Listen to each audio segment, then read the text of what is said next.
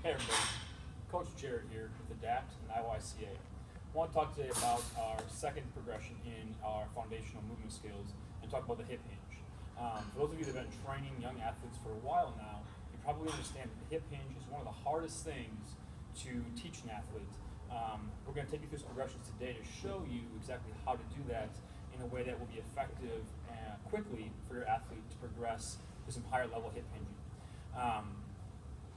Talking about hip hinge because, in my opinion, and really as we've looked through it, the hip hinge is the second bipedal movement pattern that a young child learns. So once they get from a crawling position right here and they get to the bottom of a squat and stand up finally, after that they want to go down and pick something up. So when they pick something up, they bend over and they hinge back like so with vertical shins and pick it up.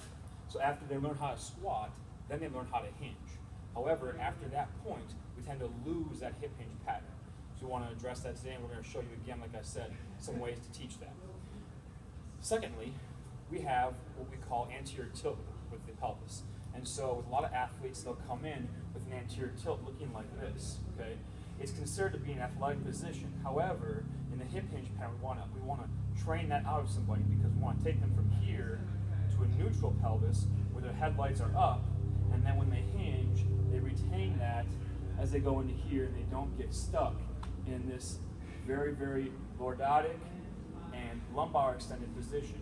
What that leads to then is as they come up, they aren't able to actually extend their hips. They get stuck right here and they end up with potentially low back pain or just the inability to extend dynamically through their hips. And that brings me to my final point, which is explosive hip extension. And the ability to hip hinge and hip hinge aggressively and be able to sit here and then extend through is really, really important and almost the most important thing to be able to do to have explosive vertical and horizontal power in athletics and really just in a weight room. So with all those things combined, we're going to teach a hip hinge and I'm going to show you how.